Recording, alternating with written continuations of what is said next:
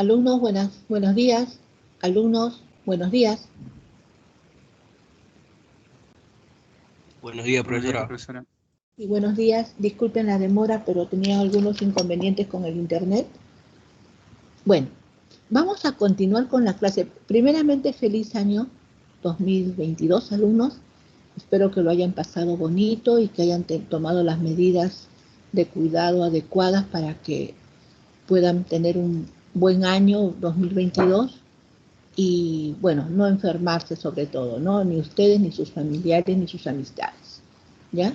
Ahora más que ya hemos visto por las noticias que en otras partes del mundo, como Europa y, bueno, los países de la India, Asia sobre todo, ¿no?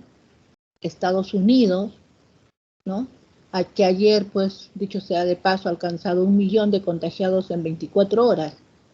Entonces, hay que tomar todas las medidas adecuadas para no contagiarnos.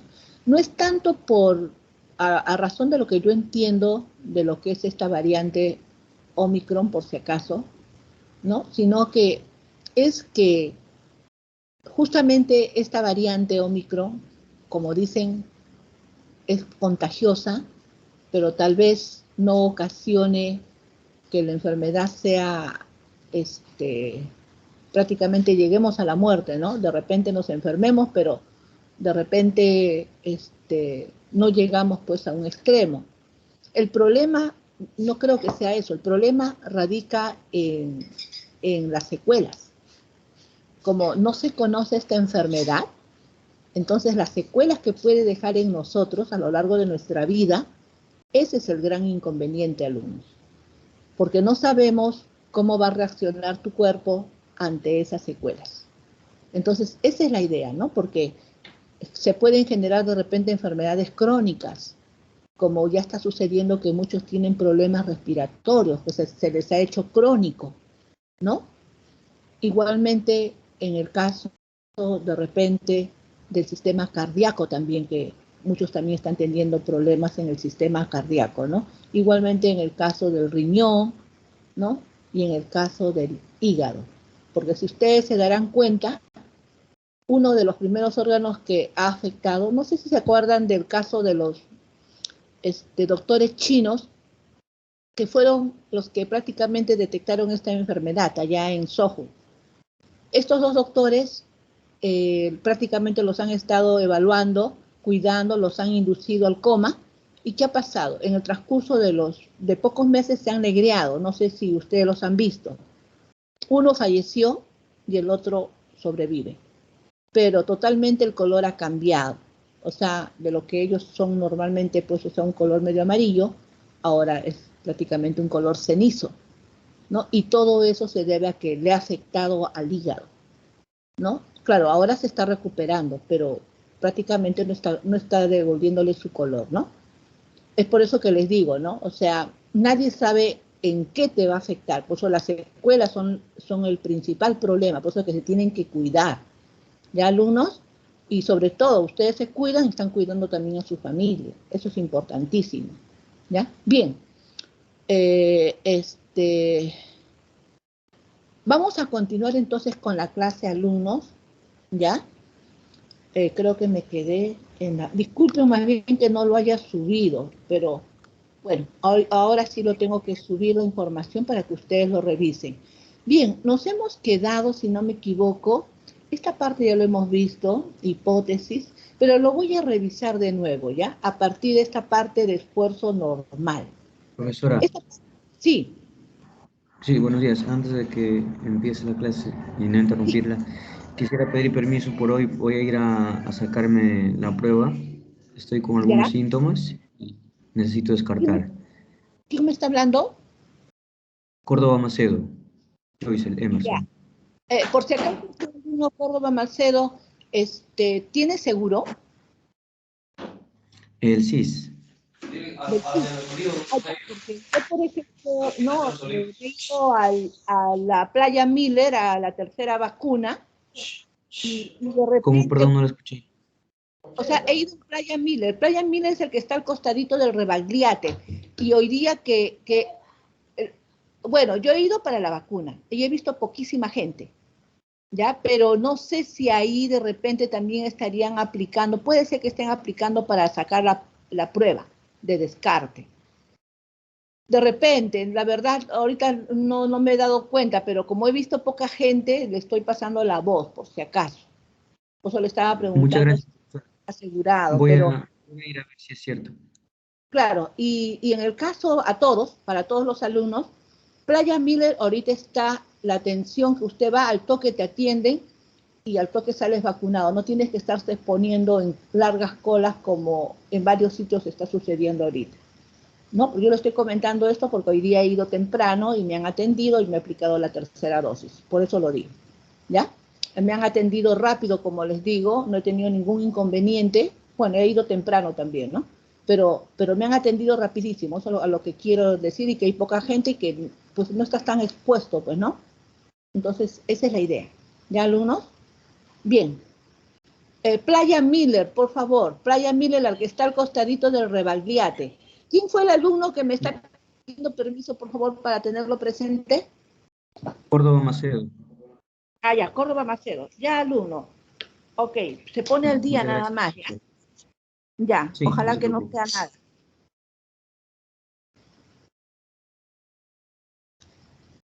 Ya, ok, continuemos entonces. Bien, vamos a empezar con la parte de esfuerzo normal, ¿ya?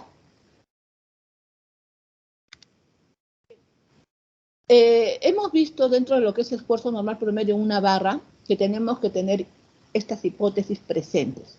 Que la barra permanece recta antes y después de aplicar la carga. Eso significa que la sección transversal debe permanecer recta y no se debe alabear, ¿ya? Ahora, la barra experimenta deformación uniforme, sí. Tal vez al inicio, cerca a la aplicación de la carga, de todas maneras se va a deformar, pero estas deformaciones pues casi son imperceptibles a la vista humana, ¿ya? De todas maneras, cuanto esté más alejada la sección de análisis, esta deformación se hace uniforme. Por eso que se dice que siempre la barra experimenta una deformación uniforme, siempre y cuando la carga axial, ¿no?, esté ubicada en el centroide de la sección transversal. Muy bien. Carga está aplicada a lo largo del eje centroidal, lo que les estaba manifestando, ¿no?, de la sección transversal. Siempre vamos a trabajar con cargas que estén aplicadas en el eje centroidal. ¿Qué significa esto? Que cuando se aplique el esfuerzo normal, ya sabemos que es un esfuerzo normal uniforme y por lo tanto va a ocasionar una deformación uniforme, ¿ya? Para cada corte que realicemos a lo largo del eje. Bien, barra es homogénea, continua, isotrópica, eso lo hemos visto, ¿no? Homogénea es que en cualquier punto del material sus propiedades van a ser iguales, ¿ya? Continuo, que el material ocupa plenamente el volumen del cuerpo. ¿Qué significa esto? Que la densidad, ¿no?, o el peso específico es constante, pues, ¿no? Isotrópico, el material posee las mismas propiedades en todas las direcciones. ¿Qué significa? Que para todas las propiedades que tenga este material, ¿no?, todas van a mantenerse con su mismo valor constantes para las diferentes direcciones que apliquemos, ¿no? En el caso de la madera, podríamos decir que no es un material isotrópico, porque la madera no es homogéneo, tiene nudos, ¿no?, en donde podría producirse fallos, ¿ya? Bien, entonces, vamos a seguir continuando con el esfuerzo normal promedio en una barra. Bien, para el caso del esfuerzo normal, ya yo les he dicho que a modo de información les di el concepto de lo que vendría a ser esfuerzo normal en un punto y también el esfuerzo cortante en un punto, ¿ya? Pero en este caso, fíjense ustedes, no vamos a trabajar en un punto, vamos a trabajar sobre una superficie. Y por eso se le denomina a ese esfuerzo normal promedio, ¿ya? Promedio. Esfuerzo normal promedio en una barra. Es por eso que se le dice esfuerzo normal promedio y no estamos trabajando con el esfuerzo normal en un punto. Bien, eso lo vamos a ver en el último capítulo, en la última unidad, ¿ya? Bien, por lo tanto, entonces, ya que estamos entrando al esfuerzo normal promedio, sobre una superficie de una barra, ¿no? En este caso tenemos la barra en donde tengo aplicado sobre su línea de acción, y acuérdense ustedes que la línea de acción está pasando por el eje centroidal, ¿ok? Entonces, estas fuerzas que ustedes ven acá, que son dos fuerzas de igual magnitud en sentido contrario, son cargas externas, aplicadas sobre esta barra, sobre su eje centroidal.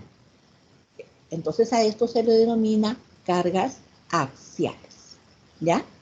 Y por lo tanto, estas cargas axiales pueden estar en esta posición, como ustedes ven, ¿no? O pueden estar ingresando hacia la barra. En el caso de que estén en esta posición, prácticamente están haciendo que la barra se estire, ¿no es cierto? Aparentemente se pueda estirar, ¿ya? Y se le llama cargas axiales de tracción. Y en el caso estén en sentido contrario, se les llama cargas axiales en compresión. Y van a hacer que la barra se acorte. Bien, por lo tanto, entonces ya estamos viendo la solicitud de la barra, ¿no? O sea, qué carga es la que está siendo aplicada en la barra, ¿no? Que ya sabemos son cargas axiales. Aquí no tengo cargas que me generen flexión, no tengo cargas que me generen torsión, solamente cargas que me están generando, ¿no? Esfuerzo normal, ¿ya? Esfuerzo normal. Bien, voy a analizar esta barra, Esta barra, al analizarla, voy a trazar un corte, o sea, voy a pasar un plano imaginario sobre esta barra, ¿no? Y para comodidad, voy a analizar la parte inferior de la barra. Muy bien, acá está. Esta vendría a ser la carga externa, que es la misma que esta, y en la sección transversal que he cortado, ¿no? Muy bien, ¿qué es lo que va a aparecer?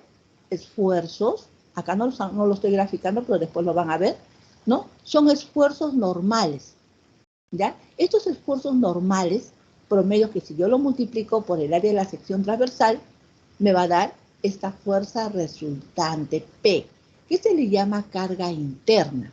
Y aplicando el equilibrio en la parte abajo de la barra, ¿no? Sumatoria de fuerzas verticales, esta carga P se tiene que equilibrar con esta resultante. Por lo tanto, este valor también tiene que ser igual a P. Pero esta es una carga interna, no es esta carga externa que está acá. Generalmente nosotros cuando trabajamos con el concepto de esfuerzo normal promedio, no trabajamos con la carga externa, trabajamos con la carga interna. En este caso salió que esta carga interna P es igual a esta. No necesariamente va a suceder siempre lo mismo. Todo va a depender de que si acá hubiera existido de repente otra fuerza axial, ¿no? Que modifique este resultado. Un momentito, por favor, alumnos.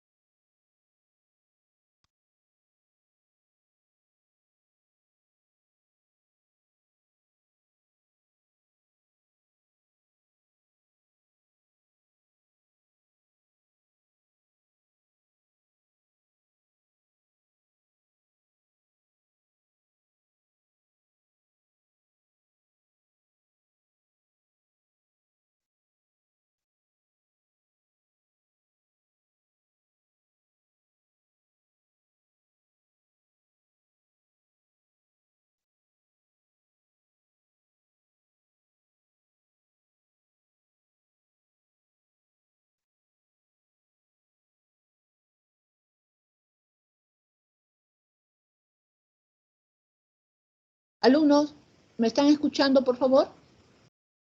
Ahora sí, profesora, se había... Sí, pues a veces se va la señal. Bien, alumnos, entonces, como ustedes ven, acá la carga en la sección transversal es la carga interna, ¿ya? Bien, fíjense ustedes acá.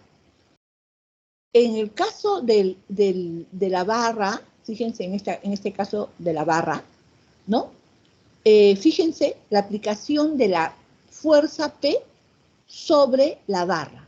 Igualmente la aplicación de la fuerza P externa sobre la barra.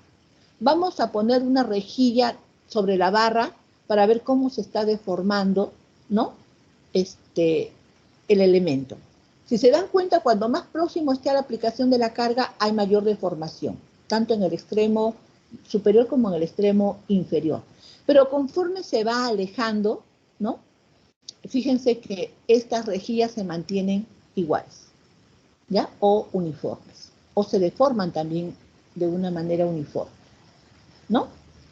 Generalmente esto de acá que está dibujado es imperceptible a la vista humana, pero realmente sí hay una cierta deformación, ¿ya?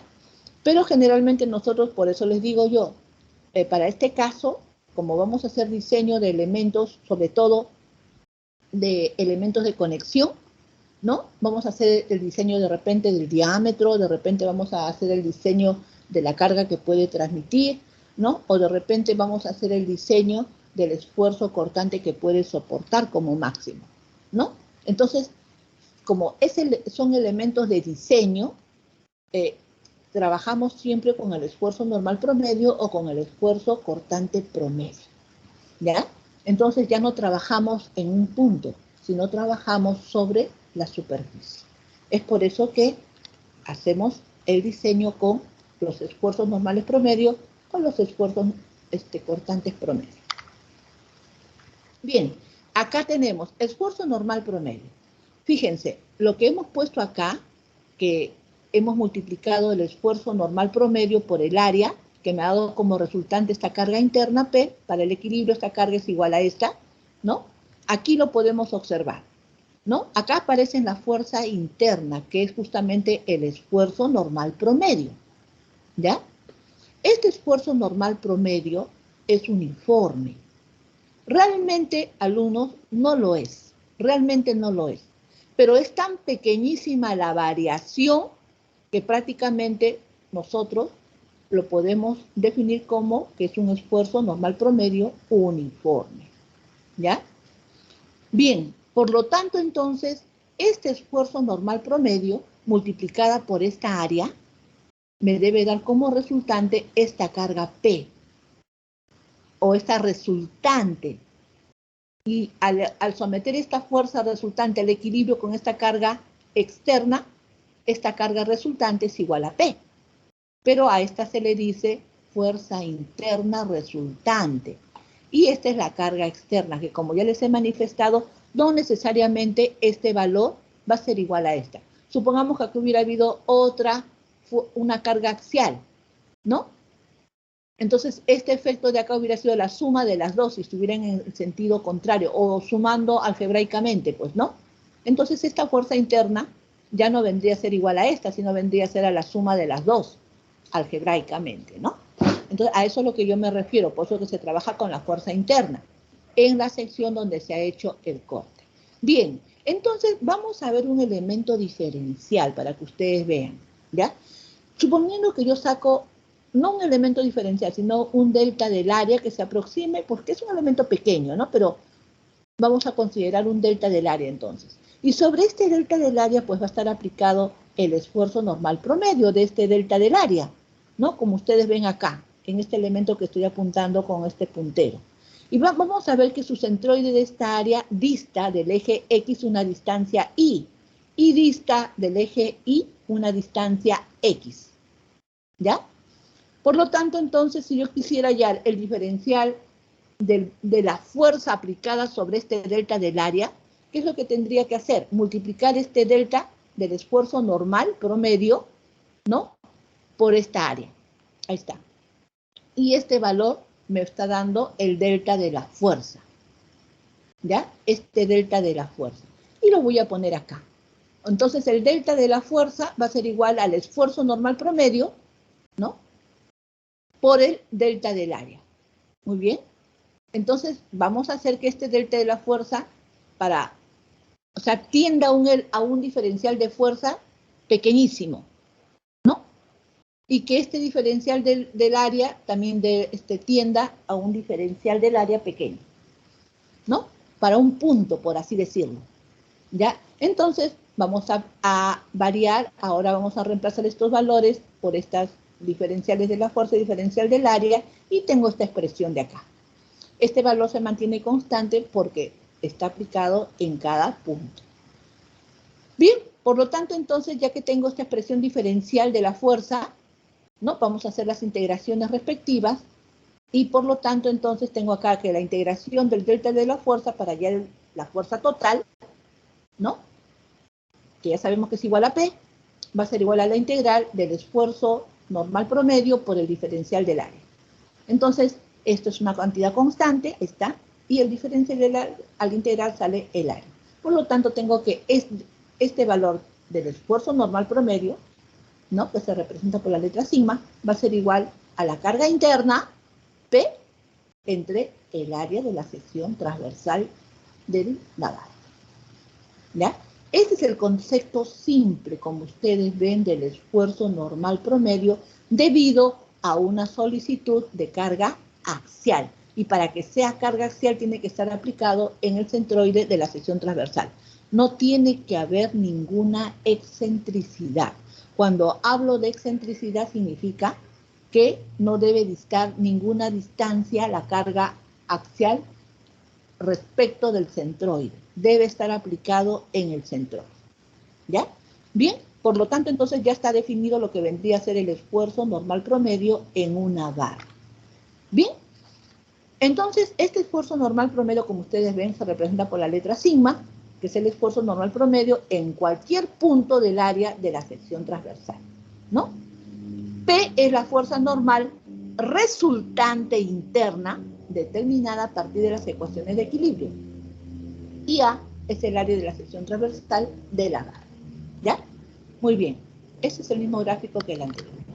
Bien, entonces acá, el esfuerzo normal promedio, entonces ya podemos representarlo, ¿no? Esta es la sección que hemos cortado nosotros y por lo tanto, cuando nosotros vamos a someter el equilibrio, la parte de la sección que hemos cortado, en este caso la parte inferior, nosotros podemos observar que acá se han generado los esfuerzos. Estos esfuerzos aparecen siempre y cuando nosotros hagamos una sección, un corte en una sección transversal. ¿Ya? Y ya sabemos que si la carga está aplicada en el eje centroidal, esta distribución de los esfuerzos es uniforme.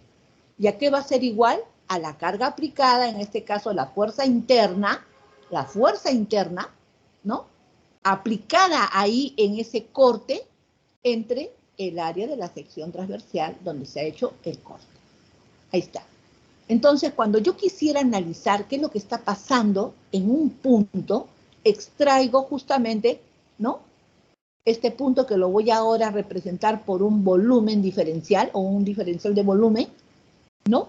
Y voy a ver qué es lo que está pasando en sus caras, ¿no? En las caras con respecto a mi sistema de ejes coordenados X, Y y Z. Por lo tanto, vamos a suponer, en la que estamos actuando la carga, se supone el esfuerzo normal, ¿no? Ahí está. Para el equilibrio, pues tiene que estar el esfuerzo sigma, y en la parte de abajo también tiene que aparecer el esfuerzo sigma, para que se produzca equilibrio en esa cara, ¿no? Entonces, yo puedo decir que sí existe un delta de la fuerza sobre esa cara, ¿no? Ok, pero sobre las caras laterales, como ustedes verán, si yo quiero analizar lo que está pasando en las caras laterales de un sistema, de una barra donde esté aplicada cargas axiales, fíjense ustedes, en la carga lateral no tengo un delta de la fuerza, porque esta de acá es perpendicular a la sección transversal. No tengo aplicada ninguna carga que esté aplicada en el sentido lateral, ¿no? A pesar que tengo yo también un delta del área, pero la carga es cero. Igualmente, en la otra cara lateral también tengo un delta del área, pero la carga es cero.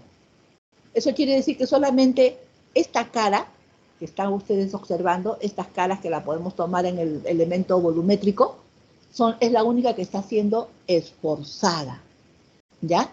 En las otras dos caras laterales no está siendo esforzado este elemento diferencial de volumen que hemos extraído de donde hemos hecho justo en la sección donde hemos hecho el corte. ¿Hasta ahí, alumnos, me han entendido, por favor? Alumnos.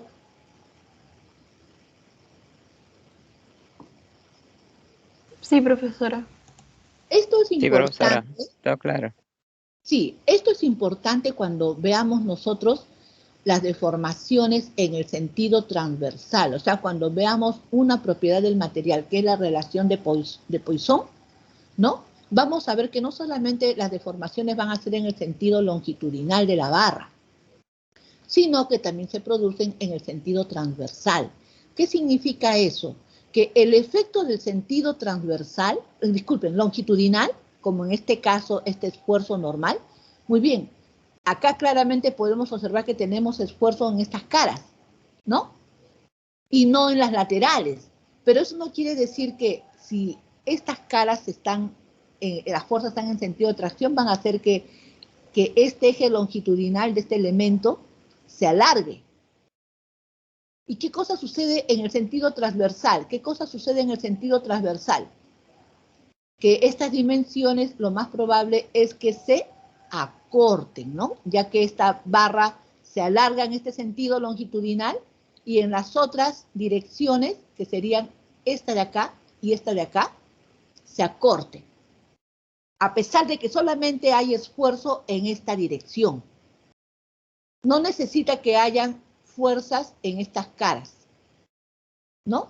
O sea, automáticamente en el sentido transversal también se va a deformar, pero en comparación, esas deformaciones en comparación al sentido longitudinal van a ser mucho menores, ¿no? Por eso que para el diseño, en el caso de una carga axial, no se consideran las deformaciones transversales, se consideran las deformaciones longitudinales porque son mucho mayores que las deformaciones en el sentido transversal, ¿no?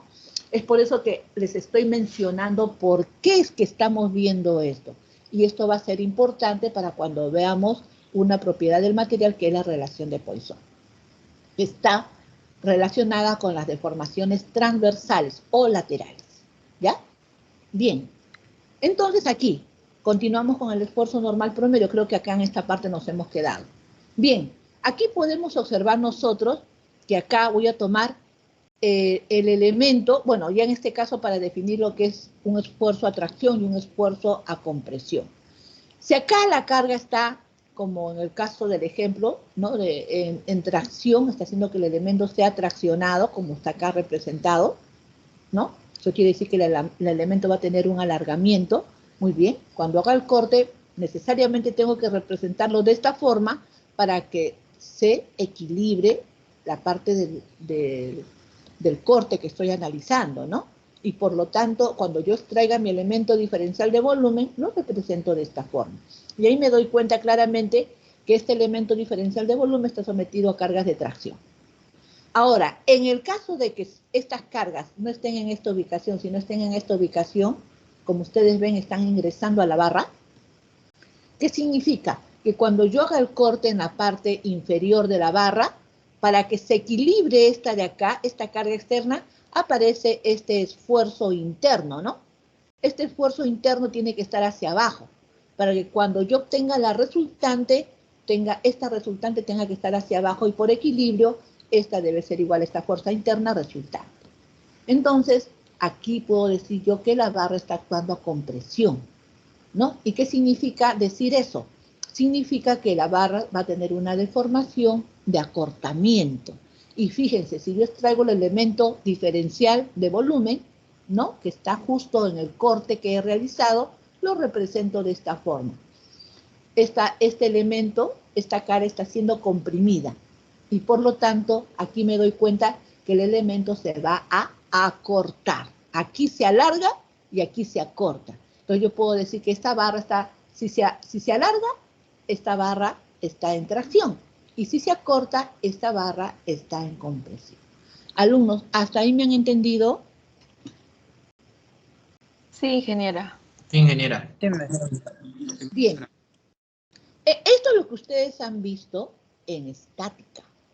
En estática, cuando ustedes han visto la parte de la armadura, ¿no? Y entramados, cuando han visto esos temas, en la En el caso de armaduras, que solamente ustedes trabajaban pues con las cargas en los nudos o en las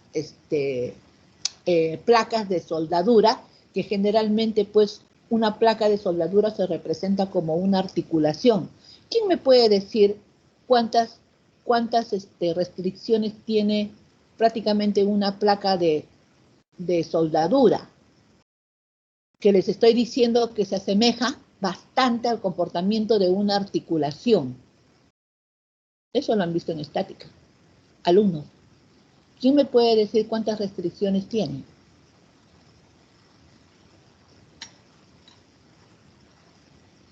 Alumnos, por favor, ¿quién me puede contestar, por favor?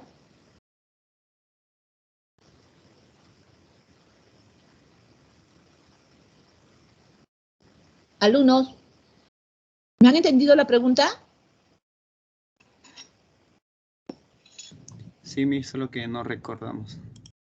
Ya, yo les explico. Cuando yo les digo que una barra de soldadura, o mejor dicho, una placa de soldadura se asemeja a una articulación. La articulación, ¿cuántas restricciones tiene? Cuando hablo de una articulación, estoy hablando de un apoyo tipo pasador. Y un apoyo tipo pasador, ¿cuántas restricciones tiene, alumnos? Dos restricciones. Dos restricciones, ¿no? Restringe desplazamiento horizontal y restringe desplazamiento vertical. No restringe el giro. Eso quiere decir entonces que cuando ustedes tengan problemas de armaduras y le digan nudos o le digan placas de soldadura, el comportamiento de ese nudo o placa de soldadura es como una articulación, se asemeja bastante a una articulación. Entonces ustedes ya tienen ahí un dato inmerso, ¿no? Dentro de ese enunciado. Entonces esa es la idea como ustedes tienen que trabajar, ¿no? Solamente teniendo en claro los conceptos, nada más. Entonces cuando ustedes han visto armaduras, han visto que las cargas no son aplicadas a lo largo de las barras, sino en los nudos o placas de soldadura, ¿no? O remaches, también podríamos decir, placas de remache. Eso quiere decir entonces que usted ha dado la magnitud de la fuerza interna en las barras y también ha dado la calidad. O sea, si esa fuerza interna está en tracción o esa fuerza interna está en compresión. Eso es lo que usted daba como respuesta, ¿no? La situación de cada barra interna que estaba componiendo la armadura o también el entramado. Eso es lo que usted daba. Entonces usted decía la magnitud y la calidad, o sea, si estaba en tracción o en compresión, ¿no? Acá, por ejemplo, ya usted ya sabe que puede trabajar por el método de los nudos o puede trabajar por el método del corte o de las secciones para poder determinar esta fuerza interna, ¿no? Porque la parte un tanto complicada es la parte de estática. Pero una vez que usted determine esta fuerza interna, ¿qué es lo que va a hacer? Ahí está, la fuerza interna P, lo divide entre el área de la barra, ¿no? Que pueden ser diferentes áreas, y determina su fuerza interna o su esfuerzo normal promedio. Esa es la parte de contribución del curso de resistencia, porque lo demás usted ya lo sabe, ¿no? Se le va a pedir que usted halle el esfuerzo normal promedio en cada barra. Entonces, cuando usted va a dar la respuesta del esfuerzo normal promedio, ¿qué va a decir? Ah, la magnitud de ese esfuerzo, ¿no? Que en este caso es unidad de fuerza sobre área, y va a decir también la calidad, si está en tracción o está en compresión. En estática usted decía la fuerza interna y la calidad, tracción o compresión. Acá va a decir el esfuerzo normal promedio, ¿no? Y va a decir si está en tracción o en compresión, la calidad. Eso es lo que va a decir acá, ¿no? Pero usted tiene que diferenciarlo, ¿ya? Usted tiene que diferenciarlo si es de tracción o es de compresión, o si de repente ese esfuerzo en la barra es nulo. O sea, que no está esforzada, solamente por cuestión de que se vea bien la estructura, ¿no? Prácticamente, o sea, más que nada de estilo, ¿no? Sea colocado en la barra, ¿no? Bien, entonces, como ustedes verán, eso es importante, por si acaso. Ya en otras palabras, ese es el aporte de resistencia, ¿no? Bien, ahora, hemos visto el esfuerzo normal promedio, que hay que tenerlo presente, ¿no? Acuérdense que es perpendicular a la sección transversal de la barra. Ok. Pero fíjense ustedes acá, ya tenemos otro tipo de situación. En este caso, vamos a trabajar para poder determinar el otro concepto que también es muy importante, que es el esfuerzo cortante promedio. Cuando hablamos, por si acaso, del esfuerzo normal promedio, estamos hablando de una fuerza que está perpendicular a la sección transversal. Y cuando hablamos del esfuerzo cortante promedio, estamos hablando de una fuerza que es paralela a la sección transversal. Paralela, acuérdense ustedes, paralela o tangente a la sección transversal. Eso me va a definir el esfuerzo cortante promedio. Ahora, fíjense ustedes en el dibujo. En el dibujo tengo prácticamente 3 bloques, ¿no? 3 bloques. Y fíjense ustedes que la carga F está aplicada en el centroide de este bloque. Y el hecho de que esté ubicada de esta forma, yo pregunto, si esta fuerza excede, ¿no? El esfuerzo normal, disculpen, claro, el esfuerzo normal de estas barras excede, o sea, falla, ¿no? ¿Qué es lo más probable que suceda? ¿Qué es lo más probable que suceda? Alumnos, ¿qué es lo más probable que suceda para estos 3 bloques que están ubicados de esta forma? Ahí justamente está graficado. ¿Qué secciones van a fallar? Si esta carga F excede la carga crítica que puede resistir este bloque. El A y el punto C. Una ¿Qué fisura, es Miss. usted? Claro, va a haber una rotura, ¿no es cierto? Se le dice a eso falla por cortante. Porque fíjense que la falla es paralela a la sección transversal de la barra, ¿no? Entonces, siempre y cuando se exceda, ¿no? Pero si no se excede, resiste. Muy bien. Entonces ya tengo una idea de lo que puede pasar si me excedo, ¿no? Muy bien. Entonces, vamos a analizar. Profesora, Sí, me escucho. ¿Me escucha, alumna? como en el ensayo a las vigas, creo que le ponen 2. No sé si ha visto el ensayo a las vigas, creo que pasa lo mismo, parece. Mira. Cuando hablamos por ejemplo, el ensayo a tracción de una probeta de acero estructural, generalmente pues estamos hablando del ensayo en donde tú sometes esa probeta a 2 mordazas y le aplicas la carga axial. Ese es uno que lo tenemos en el laboratorio de la facultad. Pero también hay otra que es el ensayo a flexión, donde puedo someter la viga a cargas que me generen flexión. Tenemos ahí el equipo, ¿no? Pero, ¿qué pasa?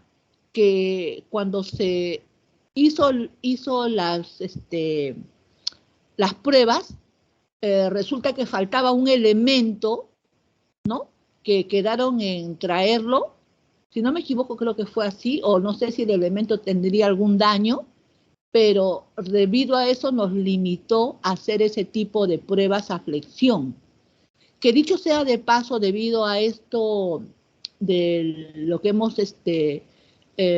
nos hemos prácticamente licenciado con la SUNEDU, ¿no? Hay muchas cosas que nosotros como laboratorio hemos solicitado para que realmente se habiliten todos estos equipos, ¿no? y se mejoren inclusive en cuanto a su calidad. En otras palabras, estamos solicitando otros equipos también adicionales, pero la idea es que sí tenemos ahorita un equipo para ensayo a flexión. Entonces, cuando yo hablo de ensayo a flexión, eso es otro tipo de ensayo, que es muy diferente al tipo de ensayo por tracción o compresión, ¿no? Que sería por debido a carga axial. No sé si contesto a su pregunta, señorita. Alumna. Sí, profesora. Alumna. No sé si esa es la pregunta que tal vez, o de repente usted ha querido decirme otra cosa. No, profesora.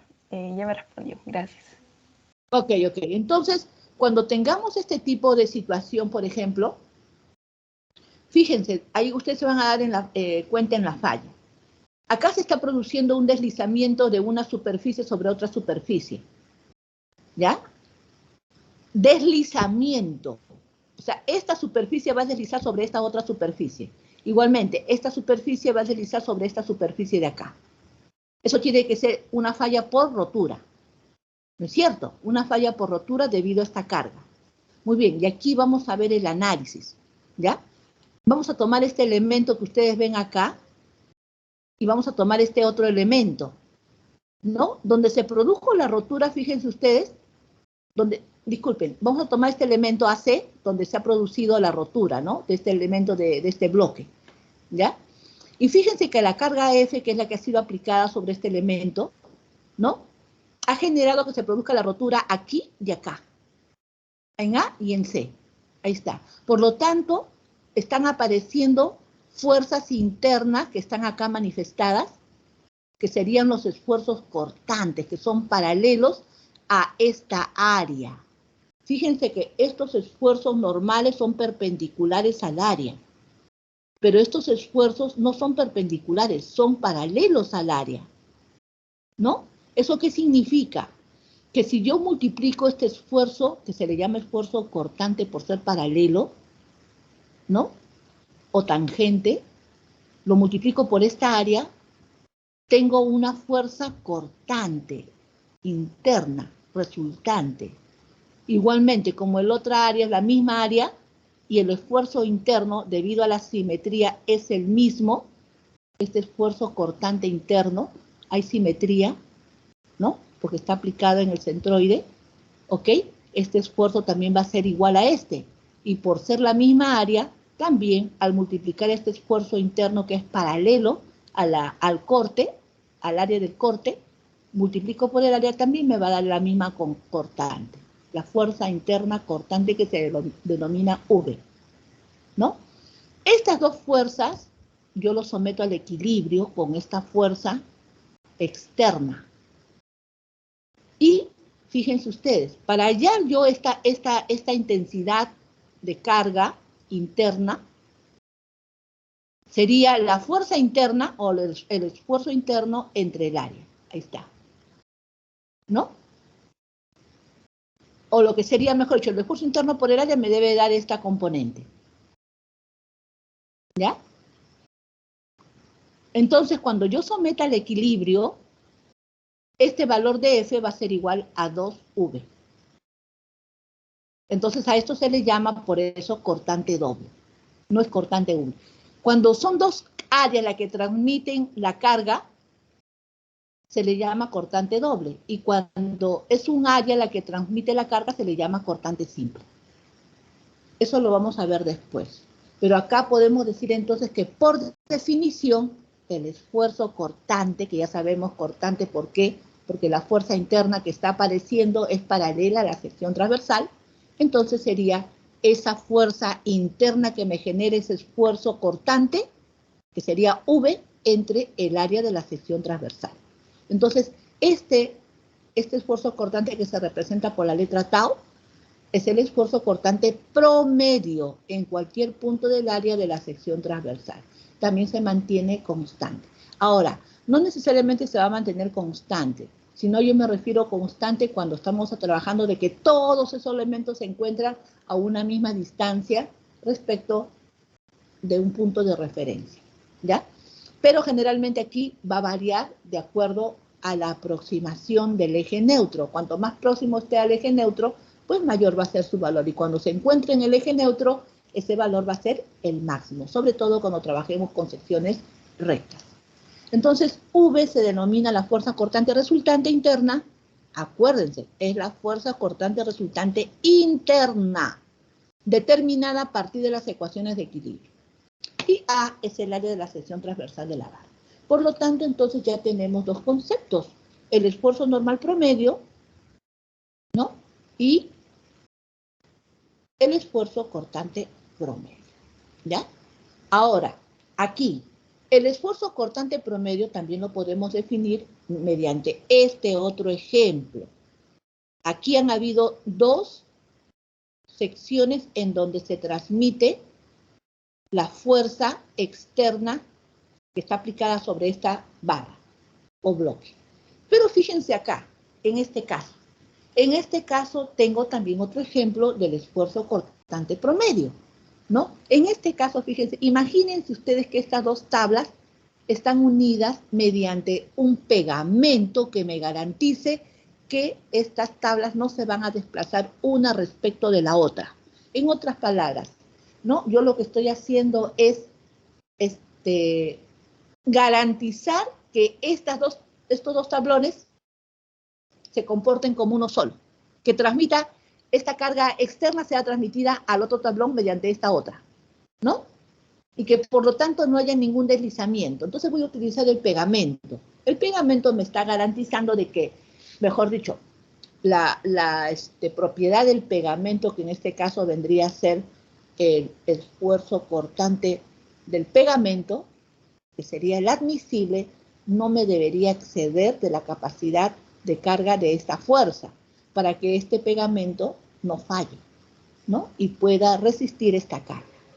Entonces, como se supone que yo estoy garantizando que ese pegamento no va a fallar, esta unión de estas dos tablas que está unida mediante este pegamento se va a comportar como un solo elemento, que va a poder transmitir la carga.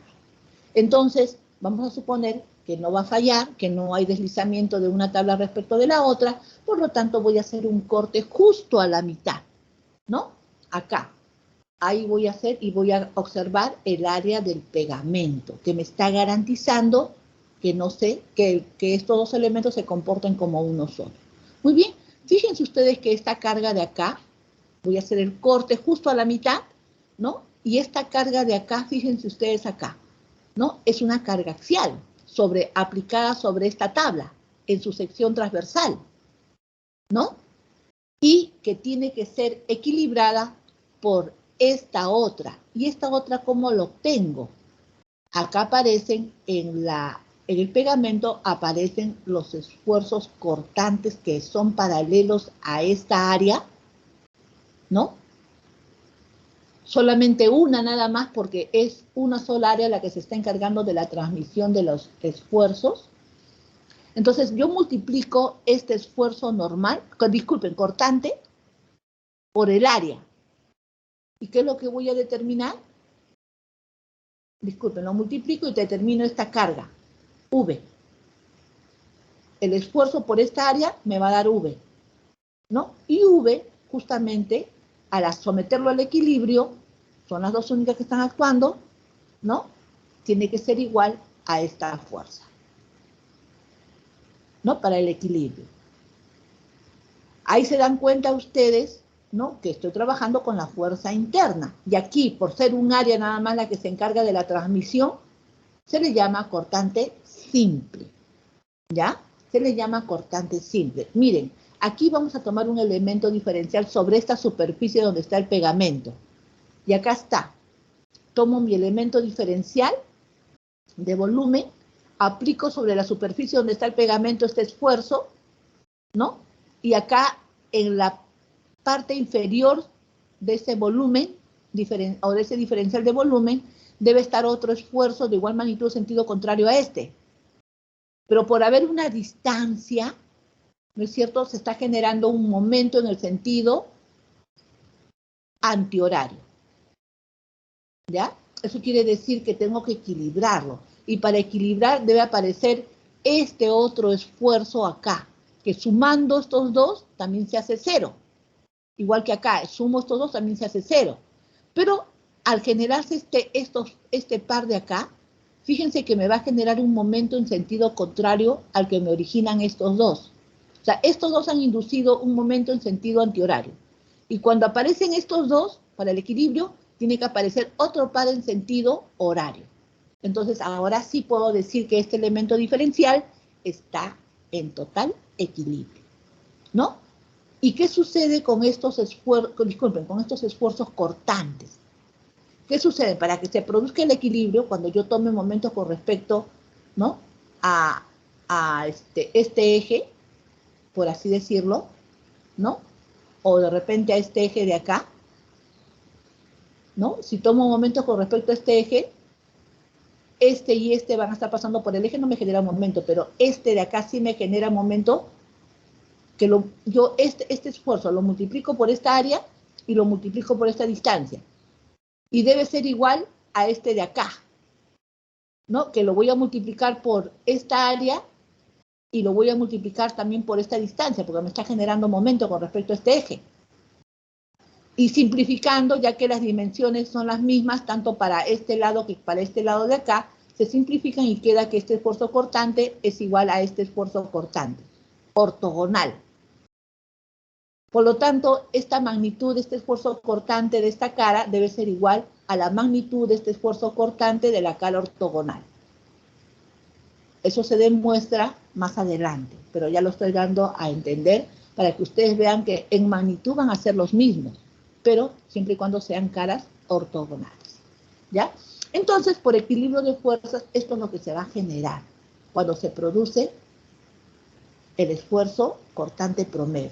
Y por equilibrio de momentos también. Acá tengo el equilibrio de fuerzas y equilibrio de momentos. ¿Hasta ahí me han entendido, alumnos? ¿Alumnos? Sí, profesora, todo Sí, claro. profesora.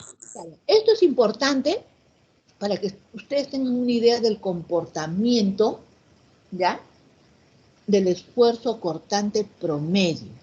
Es importante, por eso. Bien, aquí... Profesora, Sí, disculpe. alumnos. Sí, También se le puede poner un perno, ¿no? Dentro de esas dos placas. claro, claro. Supongamos que yo no quisiera utilizar el pegamento, sino quiero utilizar un perno o de repente un remache, ¿no? También lo puedo hacer, pero ahí el área de contacto sería el área del remache o el área del perno, el área que va a transmitir la carga, ¿no? O sea, yo ya no trabajaría sobre esta área que es más amplia, ¿no?, del pegamento, sino, ¿dónde va a fallar? Igualmente, hago el corte acá, ¿no? Y acá aparece el área del remache o el área del tornillo, ¿no?, del clavo, ¿no? Entonces, en esa área van a aparecer los esfuerzos, estos esfuerzos en esa área, ¿no? Por así decirlo, del perno, pues, aparecen, ¿no? Pero ahí, ese esfuerzo cortante, al menos tiene que ser igual al admisible del perno, para que pueda resistir esta carga, si no falla. Entonces, ahí va a aparecer esta carga resultante. Esto aparece en la sección transversal del perno y que también me va a generar una fuerza cortante resultante interna. Entonces, yo esa fuerza, esta de acá estaría actuando en la sección transversal del perno, ¿no? Esta de acá, dividido entre el área del perno, sería el esfuerzo cortante en el perno, que no se debe sobrepasar el esfuerzo cortante admisible del perno. Al menos debe ser igual, pero no me debo de sobrepasar, porque si es mayor va a fallar, pues. En cambio, si es igual o menor, no va a fallar. Esa es la idea cuando uno trabaja con diseño, por el procedimiento de prueba y error. Generalmente yo les voy a enseñar a trabajar de esa forma, porque van a haber muchos problemas hiperestáticos que si no aplicas ese procedimiento de prueba y error, no lo vas a poder determinar. Además de las ecuaciones de compatibilidad de las deformaciones que puedas aplicar, ¿ya? Entonces, esa es la idea. Ahora no sé si quedó claro. ¿Alumno? Sí, todo claro, profesor, hasta ahora. Claro. Fíjense ustedes acá que por ser un área, la que transmite esta fuerza a la otra tabla, se le llama cortante simple, ¿ya? Y acá, fíjense que acá ya tengo son 3 tablones que van a generar que se transmita la carga de este tablón a estos otros 2 tablones, ¿no? O sea, para que el comportamiento de todo este sistema sea como uno solo. A eso me refiero. O sea, que no va a haber deslizamiento de estos tablones con respecto a los otros. Entonces, fíjense ustedes, aquí qué es lo que voy a hacer. Por simetría voy a hacer 2 cortes sobre el tablón del medio, ¿no? Entonces, fíjense ustedes, el pegamento en la parte superior y el pegamento en la parte inferior. No sé si lo pueden observar, alumnos. Estoy trabajando como que si fuera pegamento. Por si acaso, cuando hablo de la transmisión de la carga, alumnos, ¿no? Estoy hablando para el comportamiento de este sistema como que si fuera todo de un solo material. Como que si fuera un perfil. No sé si me dejo entender ese concepto. Ustedes han visto los perfiles pues, de aluminio, han visto los perfiles de acero, ¿no?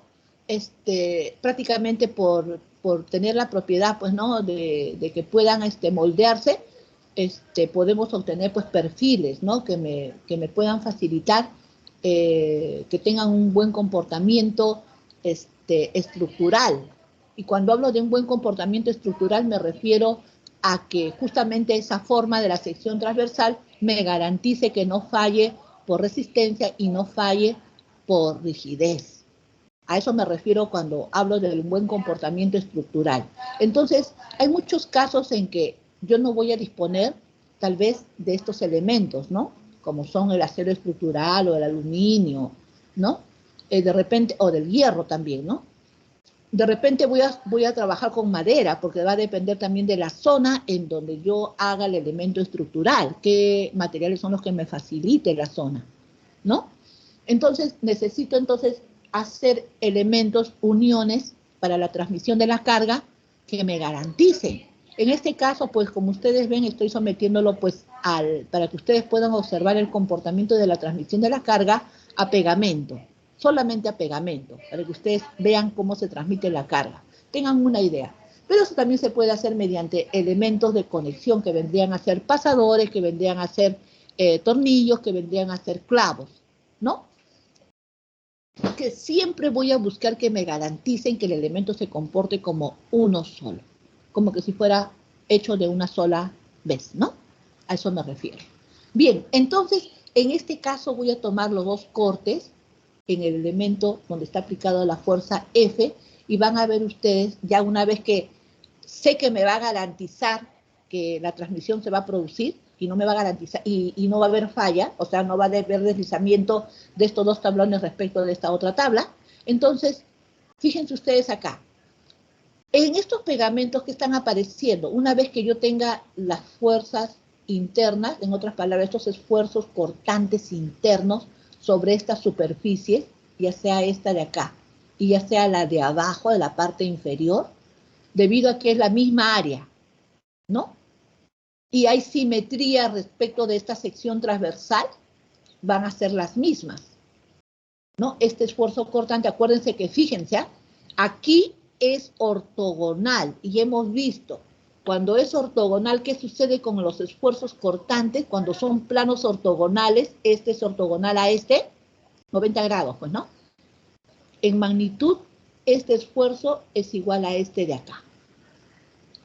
¿Ya? Ya lo hemos visto. Por lo tanto, entonces, fíjense acá, este esfuerzo es igual a este de acá, ¿no? Y en la parte inferior, el que está abajo, este de acá, que sería este, es igual a este de acá, ¿no? Es igual a este de acá.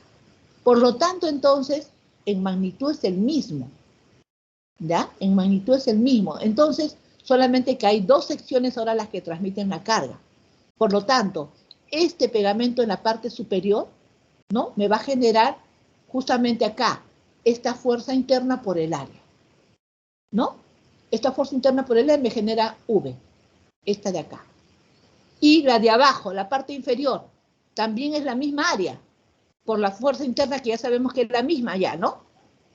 Por lo tanto, sería esa fuerza interna por el área, me debe generar esta fuerza interna V, que es cortante, porque es paralela, es una resultante cortante paralela a la sección de transmisión de la carga. Ahí está. Entonces, V acá y V acá, las dos son iguales porque las dos tienen la misma intensidad de carga, o sea, la misma fuerza cortante promedio por el área. Entonces, V acá, muy bien. Entonces, como hay simetría también con respecto a esta que está aplicada en el centroide, ¿no? Esto se llama un sistema equivalente. Un sistema equivalente, ¿por qué? Porque esta carga yo la puedo trazar al centro, al eje centroidal, con su momento. Y yo traslado esta también al centro con su momento. Esos dos momentos, por tener la misma distancia, se simplifican y solamente queda que estas dos cargas, ahora que ya están aplicadas al centro, es colineal con esta fuerza de acá. Es por eso que, ya que existe VV, o sea, esta fuerza F es igual a 2V, eso quiere decir que la fuerza V es F medios cuando aplique la ecuación de equilibrio. Alumnos, ¿hasta ahí me han entendido? Sí, profesora. Entonces, ¿se dan cuenta ustedes, alumnos, que todo tiene que ver con lo que ya hemos visto en estática? Acá estamos viendo sistemas equivalentes. Entonces, ya yo tengo razón al hacer esta descripción, ¿no? Para que ustedes vean que se produce el equilibrio y la transmisión de la carga correctamente. Acá yo no estoy forzando nada. Todo es de acuerdo a lo que ya hemos aprendido en estática y solamente yo lo estoy aplicando como una herramienta, ¿no? Aquí en resistencia de materiales para que ustedes vean cómo se equilibra la carga, cómo se transmite la carga para que el comportamiento de esta estructura, porque ya podríamos decir que es parte de una estructura y que por tanto acá hay una unión estructural, va a tener un comportamiento estructural, ¿no? Entonces ya podemos nosotros ir definiendo sobre todo lo que es el concepto de transmisión de carga, ¿ya? Para que esta unión no falle. Entonces, a esto se le dice cortante doble porque son dos áreas que se están encargando de la transmisión de esta fuerza F externa, ¿no? Alumnos, ¿se dan cuenta? Alumnos. Alumnos. Sí, Sí, profesora. Sí, profesora. profesora. Por favor, Sí, me tienen que profesora. contestar, porque yo puedo pensar que el internet se ha ido, ¿no? Por la calidad, ¿ya? Puedo pensar eso. Entonces, por favor, les voy a decir o me estén preguntando también igual, o si en caso ustedes notan que se va la calidad del internet, pues me avisen para saber en dónde me estoy quedando, ¿ya? Bien, por lo tanto, alumnos, vamos a ver ahora esfuerzos permisibles. Bien, ¿es esfuerzo permisible o esfuerzo admisible? Son sinónimos, ¿ya? Significa, por definición, que el esfuerzo permisible o admisible es aquel que restringe la carga aplicada a una que sea menor que el componente pueda soportar plenamente. En otras palabras, no que me garantice que no va a fallar la estructura, o no va a fallar la unión, o no va a fallar el elemento de conexión. Bien, entonces, razones para contemplar un esfuerzo permisible o admisible. La carga de diseño es diferente a la carga impuesta en la realidad, ¿ya? En otras palabras, una cosa es decir carga de diseño y otra cosa es decir carga real o con la que realmente va a trabajar. Las dimensiones de un componente tienen errores o de fabricación. Generalmente pues no son perfectos los elementos, ¿no? A veces hay elementos que la sección transversal no tiene exactamente las dimensiones en las que nosotros queremos, ¿ya? O inclusive también en el montaje, ¿no? A veces la longitud de la barra no es exactamente igual al que nosotros queremos. Por ejemplo, la falla puede ser de menos de 1 milímetro, Y al ser menos de 1 milímetro, ¿qué va a suceder? Que no voy a conectar el elemento con la unión, ¿no? Ahí se le llama falla de montaje. Voy a tener que forzar el elemento para conectarlo y va a generar que todo el sistema pues se esfuerce. En otras palabras, cuando yo hablo de que todo el sistema se esfuerce, ¿qué va a suceder? Que las barras que componen esa unión, en alguna medida, todas van a contribuir, ¿no?, a que se haya producido la unión y por lo tanto todas van a estar deformadas. De repente algunas se van a estar alargando, de repente algunas se van a estar acortando, pero todas han tenido que ver para que se produzca la conexión y por lo tanto quedan esforzadas. A eso se le llama, que más adelante también lo vamos a ver, esfuerzos por falla de montaje. Bien, entonces también las razones para contemplar este esfuerzo admisible también pueden ser las cargas adicionales no previstas. Generalmente, pues, nosotros diseñamos para un uso específico la estructura, ¿no? La diseñamos para un uso específico. Pero ¿qué resulta? Con el transcurso del tiempo, de repente, cambió el uso, ¿no? Cambia, por lo tanto, el diseño para el cual nosotros hemos hecho el análisis. Y, por lo tanto, si excedemos, debemos contemplar siempre este esfuerzo permisible o admisible, ¿no? Entonces también tenemos que tener cuidado en el cambio de uso, ¿no? O sobre todo cuando se le adicionan maquinarias, elementos no previstos, ¿no? Deterioro del material durante el servicio debido a aspectos ambientales y mecanismos de desgaste. Generalmente cuando pasa la vida útil de la estructura, que está en el lapso entre 30 y 40 años, ¿no? Eso quiere decir que de repente la estructura ha tenido una fatiga, que es usual debido al medio ambiente, ¿no? Y en el caso de las estructuras que están cerca, por ejemplo, al mar, ¿no? Pues ha habido seguramente elementos que de repente han tenido exposición al salitre y por lo tanto también se exponen, ¿no? Como suele suceder con el acero estructural, ¿no? Cuando ingresa el oxígeno, ¿no?, al elemento, pues hace que se oxide y revienta el concreto de tal forma que expone más área del acero al medio ambiente, ¿no? Y prácticamente, pues ahí se produce el deterioro del material, ¿no? Que en algunos casos, pues es preferible cambiarlo totalmente porque prácticamente, generalmente, si no haces un buen mantenimiento, pues va a seguir deteriorándose, ¿no? Y es preferible mejor reforzar, ¿no?, ese elemento estructural. Bien, y también la variación de las propiedades mecánicas de algún componente, ¿ya? Generalmente, pues cuando uno suele incrementar la capacidad, por ejemplo, quiero reforzar una viga, ¿no?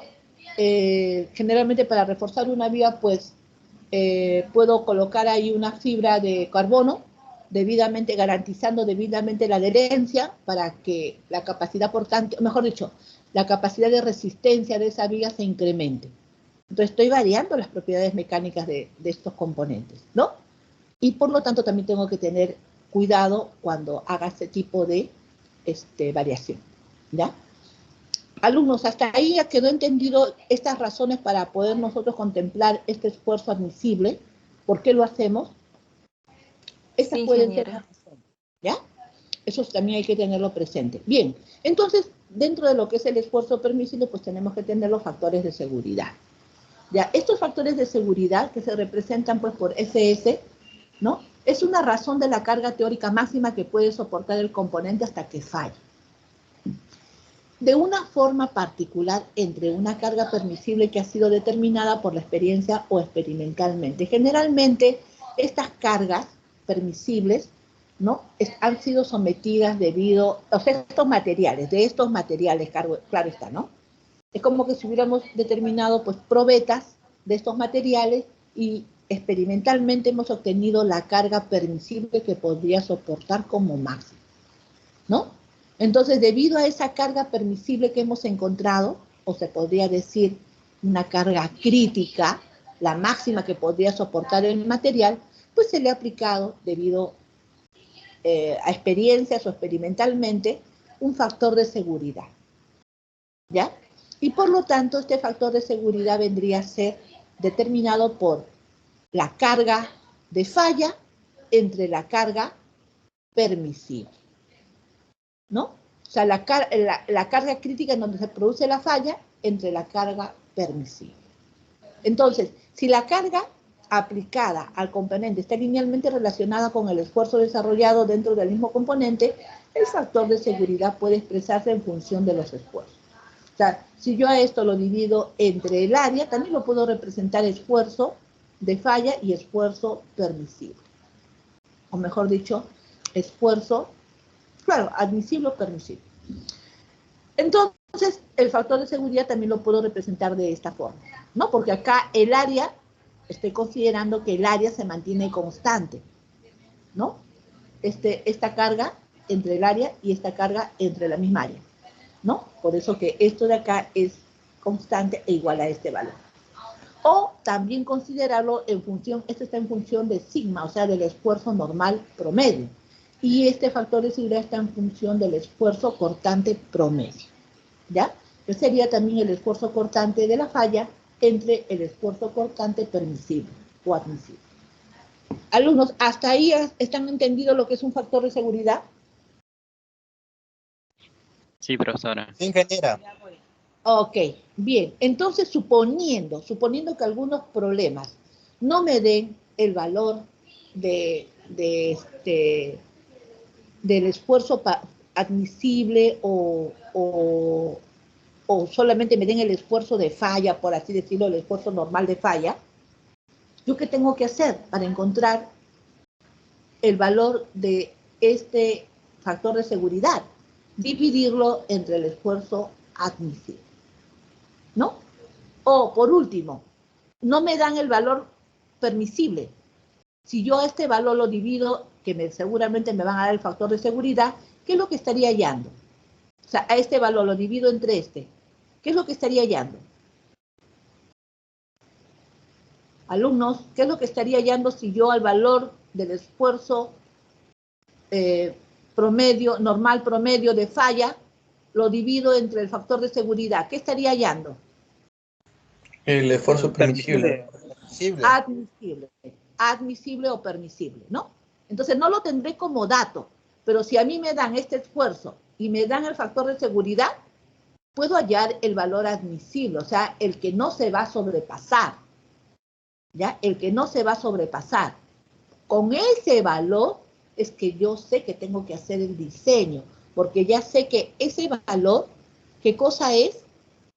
Es un valor que restringe la carga aplicada a una que sea menor que el componente y pueda soportar plenamente, ¿no? Para que no falle, ¿ya? Para que no falle. Ok. Bien. Entonces, como ustedes ven, en algunos casos vamos a trabajar con el esfuerzo normal permisible o con el esfuerzo cortante permisible. De repente van a haber situaciones en donde yo tenga que hacer el diseño debido a que tengo que respetar el esfuerzo normal permisible y además el esfuerzo cortante permisible. ¿Ya? Bien, entonces acá el factor de seguridad. Si se elige generalmente un factor de seguridad mayor a 1 con el objetivo de evitar una posible falla. Se elige generalmente, siempre, ¿no? Generalmente tenemos ese concepto que si este factor de seguridad es mayor que 1, generalmente lo hacemos para evitar la falla. Si el factor de seguridad es igual a 1, hay que reducir el peso de los componentes estructurales o mecánicos, o sea, que sean lo más, se podría decir, ligeros posibles, ¿no? Que sean los más ligeros posibles, ¿ya? Si queremos trabajar con un factor de seguridad igual a 1. ¿Qué significa eso? Que el esfuerzo de falla es igual al esfuerzo permisible, para que este factor sea 1, ¿no? Y ahí tenemos que aligerar el material. Y cuando el factor de seguridad, por ejemplo, sea igual a 3, es porque hay incertidumbre en los valores de la carga, o sea, yo tengo duda, ¿no? Por lo tanto, le pongo un factor de seguridad más grande, ¿no? Incertidumbre en los valores de carga o incertidumbre en el comportamiento del material. Entonces, yo tengo mayor duda si fallará o no fallará, le incremento el factor de seguridad. Pero, ¿qué estoy haciendo cuando incremento el factor de seguridad? ¿Qué es lo que estoy generando? Alumnos, ¿quién me puede decir eso? ¿Qué es lo que estoy haciendo con la parte al tener yo incertidumbre con los valores de la carga o incertidumbre con el comportamiento del material? ¿Qué es lo que estoy haciendo? Estoy encareciendo la estructura, ¿no es cierto? Alumnos. Claro, Sí, profesora. porque Claro, pues, porque voy a sobredimensionar la estructura, ¿no? Cuando tengo esa incertidumbre, es lo que estoy haciendo, ¿ya? O sea, prácticamente ahí, ¿qué va a suceder, no? En el caso de la madera y de repente en ciertos materiales, va a suceder, sobre todo materiales que a veces no se conocen cómo es el comportamiento, ¿no? Bien, entonces acá dice, cuando los factores de seguridad están contemplados en códigos y normas de diseño. Entonces, esto de acá generalmente, pues los materiales estructurales, generalmente pues los tenemos en el reglamento, ¿no? Nacional de Construcción. Entonces, ahí podemos ver realmente el comportamiento de estos y por lo tanto ya tendríamos los factores de seguridad adecuados para cada tipo de material, ¿no? Que podamos nosotros utilizar, ¿ya? Bien, entonces aquí, como ustedes ven, dentro de lo que vendría a ser ya diseño, porque estamos en la parte de diseño, ya hemos definido estos conceptos que a nosotros nos interesa bastante, ¿no? Ahora vamos a ver lo que concierne al diseño de conexiones. Generalmente, lo que hemos visto acá, alumnos, esto es una conexión. Esto es una conexión, ¿no? Aquí, bueno, no hemos tenido el ejemplo de conexión, pero aquí en los ejemplos que hemos visto anteriormente, ¿no? Estos son conexiones, ¿no? Pueden ser conexiones internas dentro de la estructura del elemento o con respecto a los apoyos, ¿ya? Con respecto a los apoyos. ¿Qué es lo que vamos a hacer nosotros?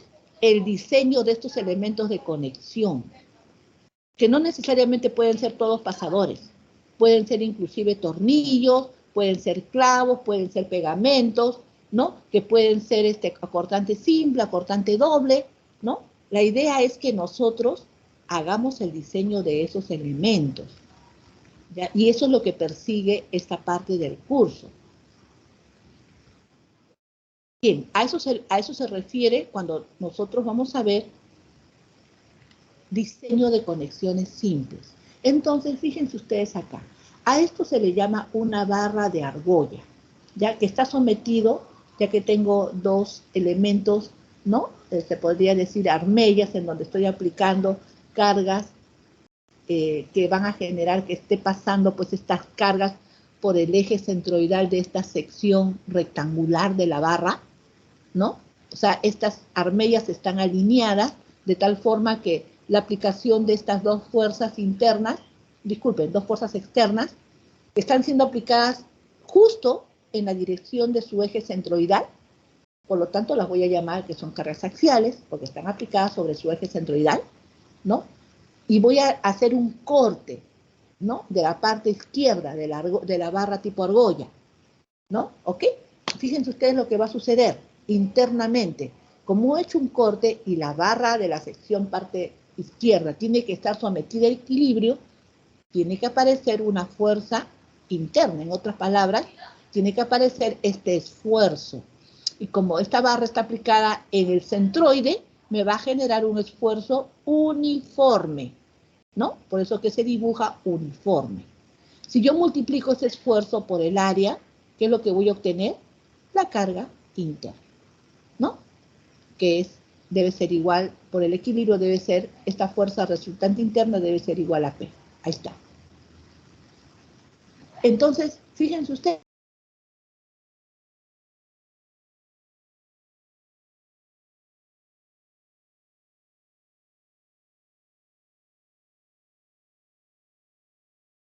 ¿Qué sucede si esta carga sobrepasa este esfuerzo normal promedio? Falla la estructura, ¿no? Se colapsa, ¿no?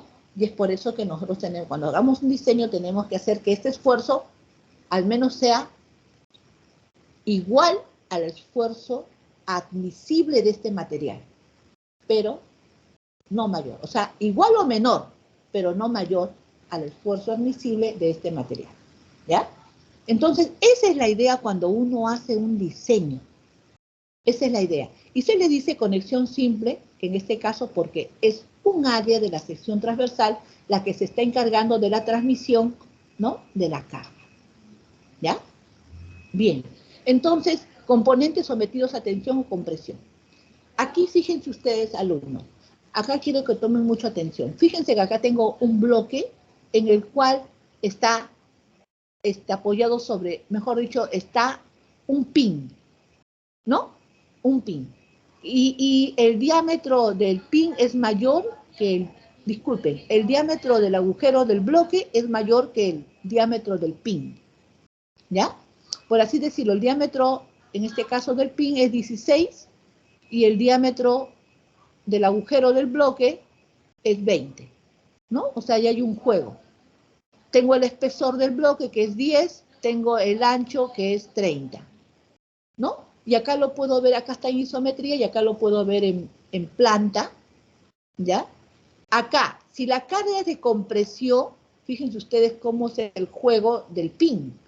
El pin va a tener un contacto, un punto de contacto sobre esta superficie, ¿ya? Y si la carga es de tracción, fíjense dónde tiene el pin el contacto, ¿no? En este punto. Entonces, aquí es donde yo quiero que ustedes se den cuenta. Que acá, fíjense, esta carga está trabajando desde este extremo a este punto. Aquí la carga ya no trabaja. Aquí la carga ya no trabaja, si se dan cuenta. Aquí yo trazo una sección transversal y todo este segmento está en compresión. Pero fíjense acá, ¿qué pasa? ¿No? O sea, prácticamente acá, esta área debilitada prácticamente no está trabajando. Pero fíjense lo que pasa acá. Estas cargas están ahora en tracción y el punto de contacto es acá. ¿Eso qué significa? Que de este punto hasta este punto está actuando el esfuerzo a tracción. Por lo tanto, esta zona se le dice zona debilitada.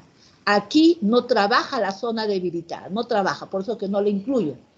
Acá estaría trabajando desde aquí hasta esta sección. Esta zona debilitada no está trabajando.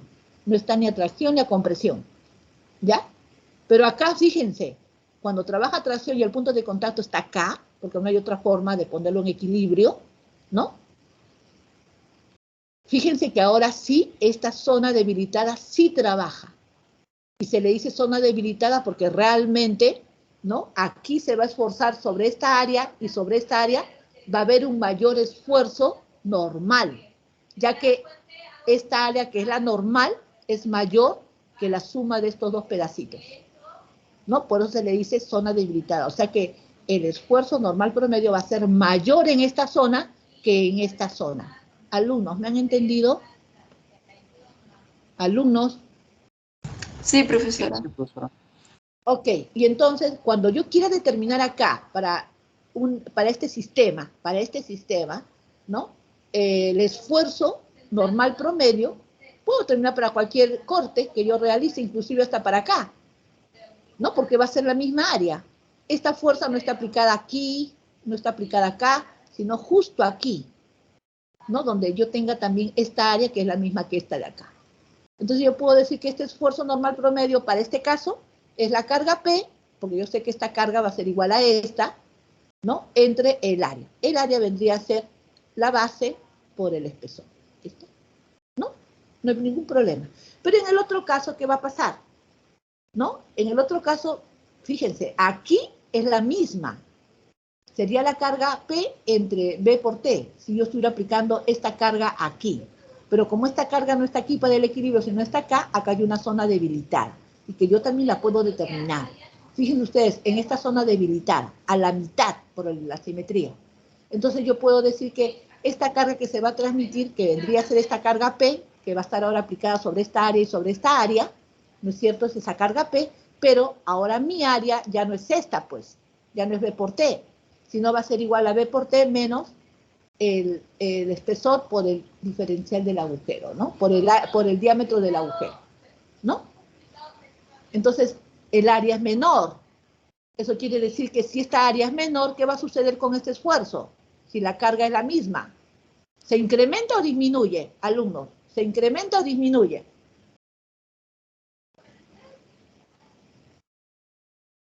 Alumnos. Alumnos, ¿qué sucede? Si esta carga, fíjense, acá tengo B por T, que es la misma que esta, pero le estoy disminuyendo esta área del agujero, que sería el diámetro del agujero por T, el espesor. Le disminuyo, yo solamente estoy considerando el área que me genera La aumenta, profesora, porque la división es menor. Incrementa, ¿no? Porque esta carga es la misma.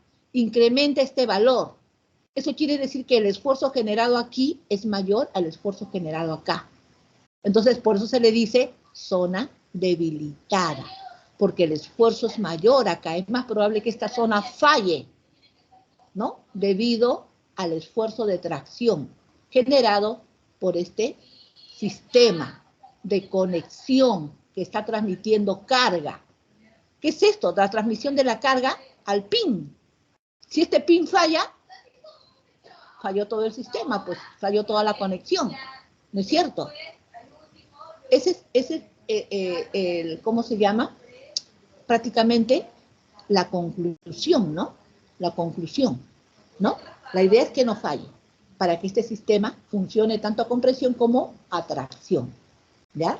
Y por lo tanto, este valor de acá debería al menos ser igual al valor admisible del material del pin, siempre y cuando el pin sea de diferente material a esto, pues, ¿no? ¿No? Porque pueden ser del mismo material, pero también pueden ser de diferentes materiales. Pero lo que yo no quiero es que el pin falle, ¿no? Esa es la idea, ¿ya? ¿Hasta ahí hay alguna pregunta, alumnos? Alumnos, ¿hasta ahí hay alguna pregunta? No, mis, por ahora. No. Todo Ya. claro. Ok, bien. Entonces, vamos a seguir avanzando. Bueno, estos componentes de tensión y compresión es el caso de que solamente trabaja desde este extremo hasta este extremo, porque esto de acá no trabaja, es cero el esfuerzo, ¿ya? Y acá ustedes ven, de acuerdo a este esquema, ven la variación del esfuerzo. Ven acá que acá no trabaja, ¿ya? Ahí se van a dar cuenta ustedes cuando lo revisen, que esa parte no trabaja. En cambio aquí, que está el esfuerzo por tracción, entonces aquí van a ver que la zona se debilita y que ahí hay un mayor esfuerzo. Y acá está la variación, como ustedes ven, ¿no? En el esquema. Claro, acá no se ve muy bien, pero cuando ustedes lo vean en su cámara, en su máquina, ahí de repente analizándolo bien, ustedes van a ver que los valores que están acá son mayores que los valores que están acá. ¿Ya? Miren, acá tenemos otro tipo de esquema, ¿no? En el cual, fíjense, el conector del tornillo está sometido a corte. Este es el caso que creo que uno de sus compañeros me preguntó, o creo que una alumna, en el caso de que hubiera un tornillo, ¿no? Fíjense la transmisión de la carga que se va a generar, ¿no? Acá está en isometría y acá está en lateral, ¿no? Estas cargas, miren ustedes que están acá, que están representadas ya en lateral, ¿no? Fíjense que no están alineadas, pero estas cargas están aplicadas sobre su sección transversal de esta bloque, igualmente la sección transversal de este bloque, o sea, en el centroide, ¿no?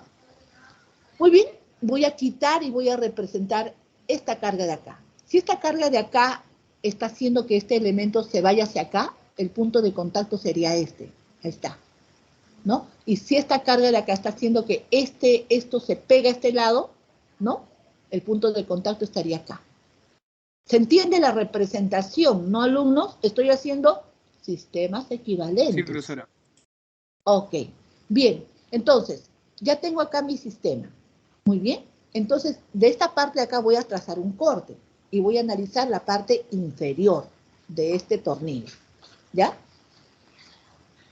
Ya. Entonces, fíjense ustedes, aplico acá la parte inferior. ¿Y qué está sucediendo en la parte del corte, donde estoy trazando mi plano para hacer el corte acá? Va a aparecer la fuerza interna. En otras palabras, el esfuerzo cortante promedio que está acá. Ese esfuerzo cortante promedio multiplicado por el área que va a dar la fuerza cortante interna, V, que la estoy representando acá, que para el equilibrio debe ser igual a P, ¿no? Sumatoria de fuerzas horizontales debe ser igual a P, ¿no? Por lo tanto, entonces, yo puedo representar que debido a esta solicitud de carga, esta fuerza interna debe ser igual a P. Y cuando quiera ya determinar este esfuerzo cortante, muy bien, esta fuerza V, que ya sé, que ya le he determinado que es igual a P, dividida entre el área, me da este conector, ¿no? En otras palabras, el tornillo que está sometido a corte. Y que al menos este valor no sea mayor al esfuerzo cortante del tornillo, sino sea al menos igual o menor, para que no falle el tornillo y no se produzca el corte en el tornillo, ¿no? Y garantice la transmisión de la carga. ¿Se dan cuenta, alumnos? En este caso tengo un área a la que transmite la carga, ¿ya? Tengo un área que transmite la carga. ¿Hasta ahí estamos bien, alumnos?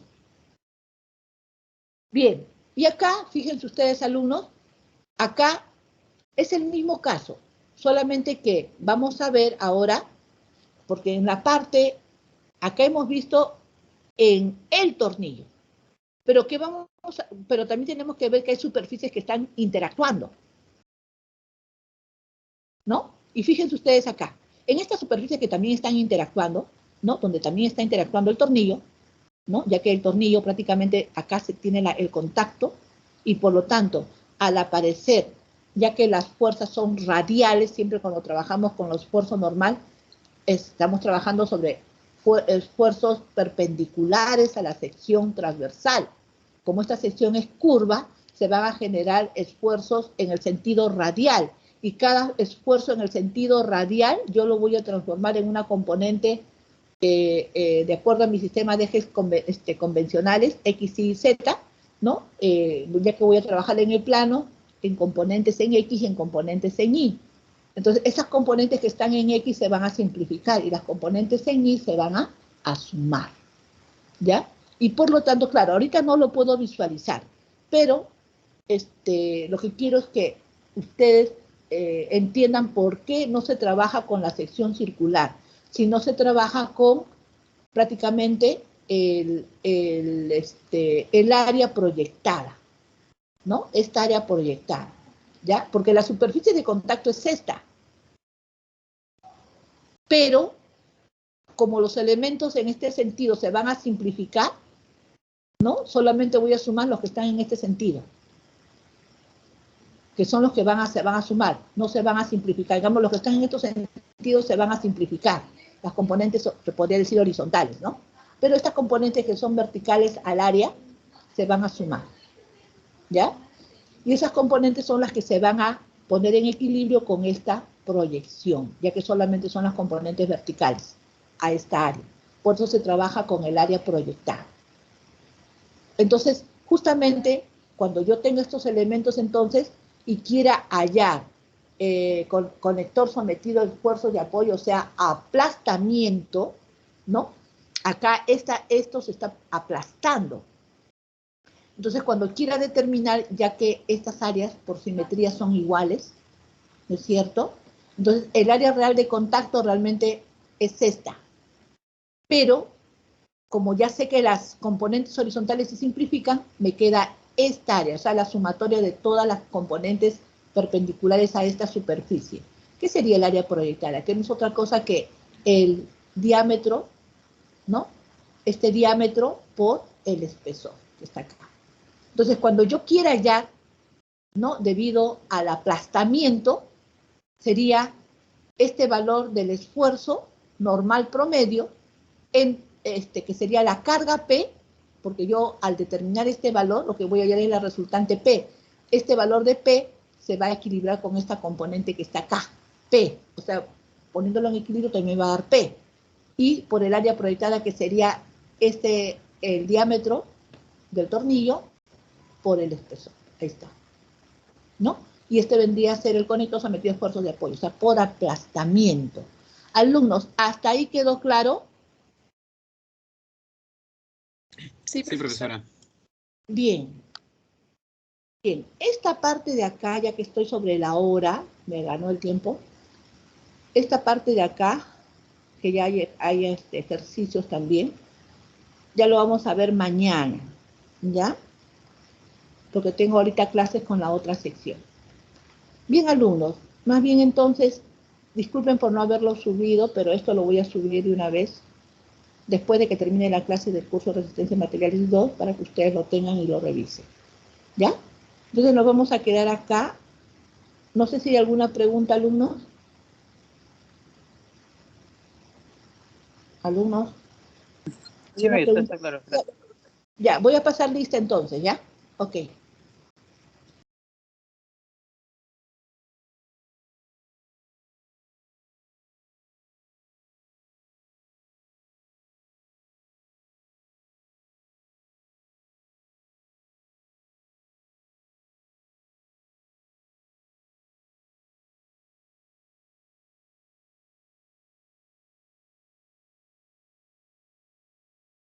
Ya.